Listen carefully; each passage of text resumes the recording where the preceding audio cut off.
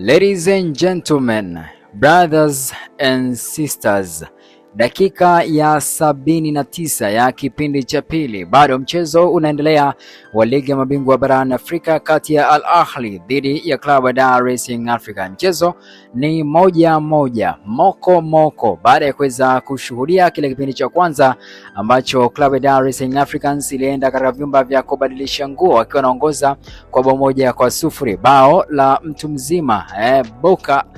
Baka ambaye ameweza kuhakikisha timu yake inaenda katika vyumba vya kubadilisha nguo ikiwa inaongoza. Lakini huzuni ni kubwa baada ya kile ambacho kimekuja kutokea katika kipindi cha pili, ambapo tumeshuhudia mtu mzima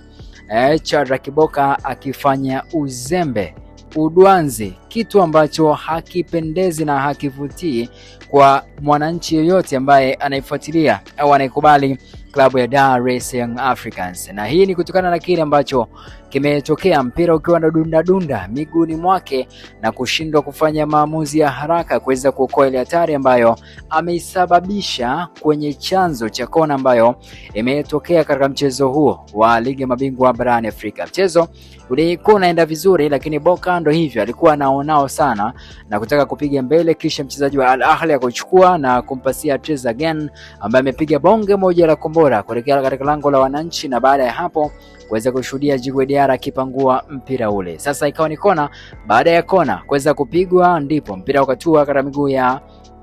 Boka,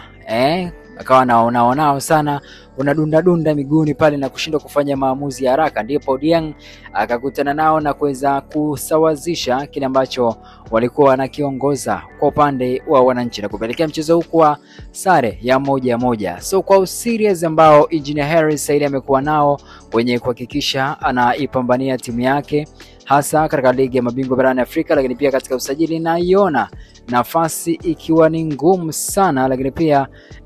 kitu kikiwa kigumu sana kwa upande wa mtu mzima Shadrack Boka kutokana na kile ambacho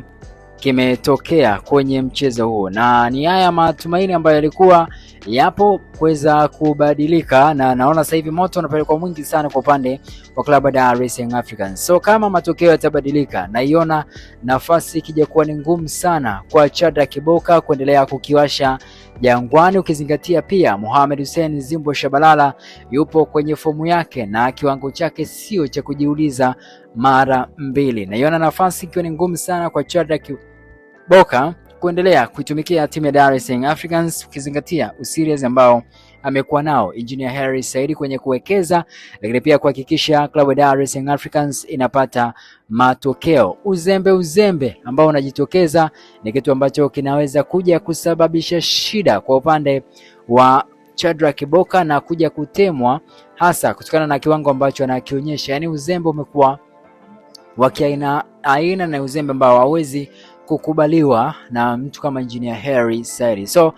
dua ni nyingi sana, dakika 81 na sekunde zake ziko zinakatika, bado klabu ya Dar es Salaam Africans pamoja na Al Ahly wapo sare au ni 1-1 na hakuna mtu ambaye ameweza kuonyesha ubabe mpaka hivi sasa. Tusubiri tuone dakika 90 ni kitu gani ambacho kitaendelea, ila dua ni nyingi sana kwa upande wa wananchi ambao wanatamani kuweza kupata ushindi katika mchezo huu ambao ni mzito na ni mgumu kweli. Till next time.